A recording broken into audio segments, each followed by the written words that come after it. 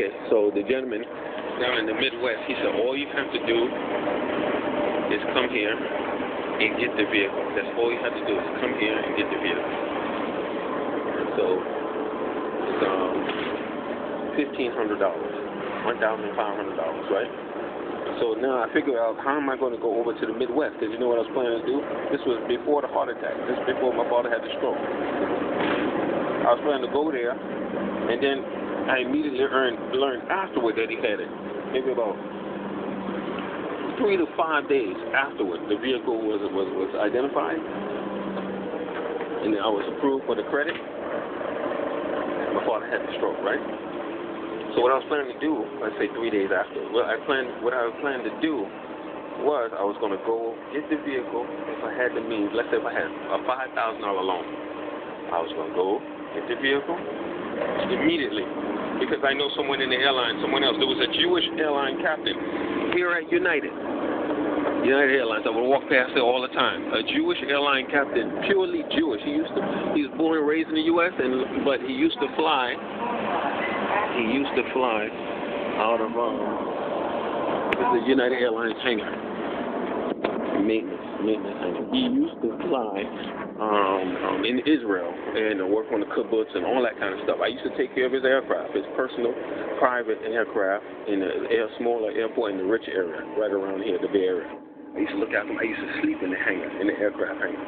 And one time he confronted me. He said, Adam, because his partner was the one who let me sleep in the hangar because they knew I had the Volvo. And when I went to Singapore to Tak Tong Seng Hospital, they did an analysis of me because the family wanted to know if I had AIDS, STDs, anything, because they're, especially being Afro-American, people suspect us more than Caucasians of being dirty, of having STDs and being promiscuous. So I had to go through all of that at Tak Tong Seng Hospital. And then what he told me was, what they told me in Tak Tong Seng is that I had a mild scoliosis. They said I had a mild scoliosis of the spine because of sleeping in that Volvo, in the older Volvo, which was given to me by the Sufi Diobandi that runs San Jose, the Islamic community in San Jose. Good brother, man. I'm not going to malign him, but when the Sufis identify you as a problem or as a burden, as a target of the community, they identify you for elimination. Eliminate him, get rid of him. So I have been identified for elimination, right? So what happened is I was planning to go there, fly to the Midwest, pick up the car, make sure the strength and the veracity of the car. Do EC, whatever ECM, whatever it is, the full analysis of the odometer. Make sure that the odometer wasn't played with. Make sure it wasn't a Louisiana flood. They call it Louisiana flood vehicle. Sometimes some vehicles came from Louisiana and they kept them in their Louisiana flood vehicles, meaning they have water logged and damaged. And it sure didn't look like one because it was an in-depth photo analysis sent to me by the dealer, in and out, everything out. No damage whatsoever, man. Excellent, very high clearance from the ground, this vehicle. And I was going to pick that up and then drive it from that place, which is right next door to my father's state where he was in Pennsylvania, and go visit him at Jefferson Hospital. Wasn't able to do that. Then from there, I would have drove back or somehow put the car on the shipping, which probably would have about $900. Like I said, max, I would have needed about a $5,000 loan, $7,000, like that, maximum. I would have drove back to California quickly, in a few days, sleeping in the car, whatever, extending it, whatever. Then from there,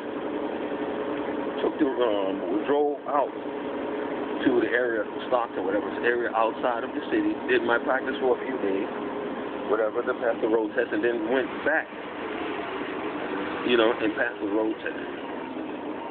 In fact, now I think about it, I identified the vehicle weeks before, a few weeks before my father had stroke. So I would have did the road test.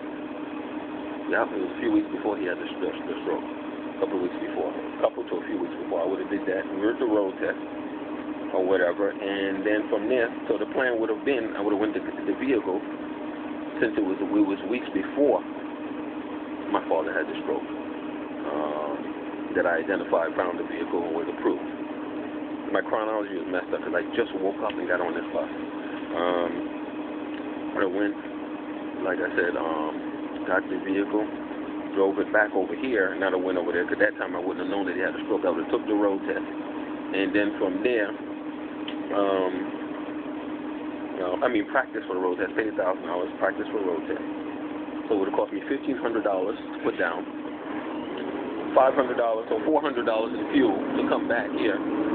That's $1,900. Then another $1,000 to pay the school, the institute. That would be $2,900. $2,900. I would have practiced whatever for unlimited time for free for like a few days to a week. Maxed out the road test, killed it. Right? Bashed the road test in the head. Got the job, started working. And then a week and a half to 2 weeks from out now, I would have got a check because they hold back 1 week. I would have gotten a check. Right? Listen to me, folks. I would have gotten a check for each week. You see what? See, yep, that was that car. There was a white car that just came by. Let me see. Did he go in? He went in the gas station. But just fluctuating his hands like that and glancing, towards the bus. Federal Bureau. Yeah, feds. They still have been behind me, man. Believe me, like Ernest Hemingway, people used to laugh at Ernest Hemingway, say he was a liar. The documents came out redacted, unredacted. FBI was right outside his door in the hospital till he died. FBI agents were placed outside his deathbed. Ernest Hemingway's deathbed. They were behind him until he died. They were in the hospital. Following Ernest Hemingway. The documents came out that it was true. Some wicked, vicious energy, man. That comes from J. Edgar Hoover.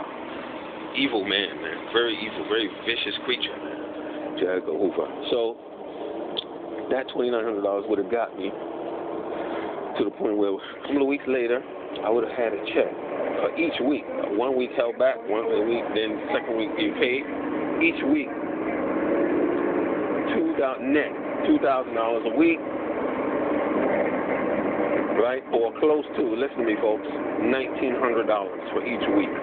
So 2 weeks, that's $3,800. I would have a check for $3,800. This is no lowest because the company that I went down to in LA showed me the pay stubs and the what they call the clearance, the payout clearance for the drivers, not their names. They would cover up their names. When they showed me when I was there, showed me the manifest, whatever you would want to call it, the pay list, the rolls that they have to do out every week, man. You guys are killing it, man. And that's all I pleaded for, but nobody had any money. You see, I'm a terrorist. I'm a suspected terrorist. Nobody had money. You see, and this has been going on. They've been attacking any stream of a safety net. When President Bush announced to these troops in Korea, I never forgot his speech. He said, these people will be marginalized.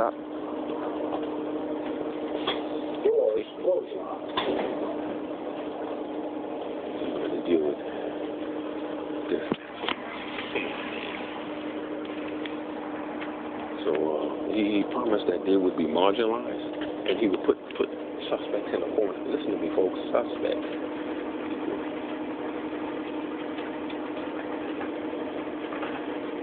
I may have to get up there and do it. Let me see. He would put people that are suspected in a corner. Not only, they say real terrorists, but they also talking about suspects. And what it means is a rollback of civil rights, all the things that our ancestors worked for. Struggle, we shall overcome. All that, rolling all of that back. Under President Obama. It's the worst part, man. Under Obama, using counterterrorism laws. They're rolling it back, man. And they're doing a lot of pervasive surveillance and interdiction of communications. They're to the point where, like, they experimented with me. They can have you communicate who they want you to communicate. Who they don't want you to communicate, they can cut it off. With the corporation of other countries have jurisdiction over matchmaking services and matrimony services, they can cut it off and say this person's a fraud, this person's a cheat, this is what they did with me, this is the main, that's why I'm the primordial experiment. They don't want anybody to know about it, especially Senator Feinstein. They don't want nobody to know about it.